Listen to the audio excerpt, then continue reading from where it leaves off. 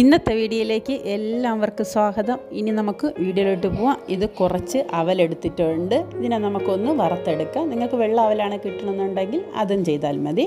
അവൽ വറക്കുമ്പോൾ നമ്മൾ കയ്യിൽ വാരി എടുക്കുമ്പോൾ നല്ലതായിട്ടൊന്ന് പൊടിഞ്ഞു വരണം.